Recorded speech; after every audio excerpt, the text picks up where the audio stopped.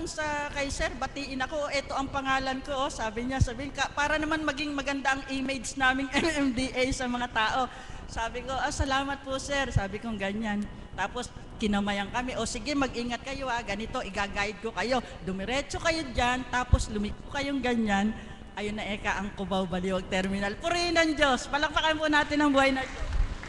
Ano po ang nais kong ituran, kaya ko ibinahagi niyan. Minsan po tayo, may pinauuna na natin ng Panginoon sa pamamagitan ng mga kasama natin o ang pandama natin, subalit minsan, ipinipilit pa rin natin yung bukso ng ating damdamin na sa bandang huli, yung po pala ang kahihinatnan, yung kamalian na yon, yung doon lang natin mapagtatanto na kung nakinig tayo, hindi yun natin mararanasan. Subalit napakabuti ng Panginoon, ipinakikita pa rin niya ang kahiwagaan niya kung paano kanya nire-rescue on the last seconds. Amen po ba?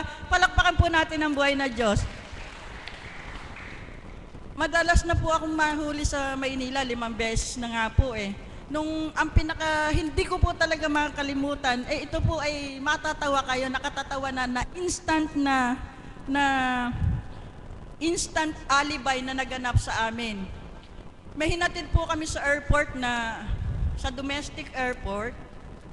Pupunta po kami, pagkahatid namin sa domestic airport, didiretso po uli kami ng Divisoria kasi may bibilin kami. Doon po kami sa may tramo, hindi ko po alam uli kung paano yung shortcut na daan doon kasi kung mag-e-EDSA ako, masyado na akong maiipit sa traffic. Ngayon po, umi-straight ako ng daan. Alam niyo naman po sa Maynila, bawat kanto may mga MMDA o police, sabi niya.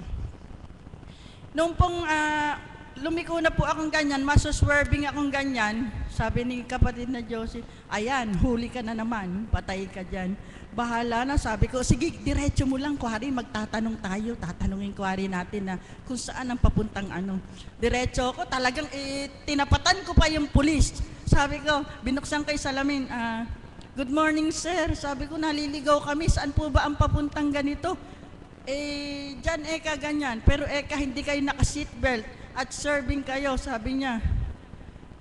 Bigla po si kapatid na Josie, sabi niya, ay naku sir, sorry, kasi bagong dagdag yung suso ko, bawal akong mag-seatbelt.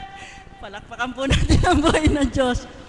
Doon po sa ganon, yung alibay niyang instant na yun, sabi ng MMD, ay sorry, sige wag mo na isuot yung seatbelt mo, baka magkaroon pa ng pero yun po yan ang yung mild na kasinungalingan. Para po malusutan namin, instant lang po yun. Tapos sabi ko, hindi ko po mapigil yung katatawa ko kasi po instant alibay na nagpagdagdag siya ng tapos hindi pwedeng mag-seatbelt. Natakot po yung MMDA. Sabi niya, sige po ma'am, dahan-dahan lang. Huwag na kayo mag-seatbelt, diretso lang kayo. At pag may sumita sa inyo, sabihin nyo, sinabi ko ganyan. Hindi ko po mapigil ang katatawa ko kasi nga po sa instant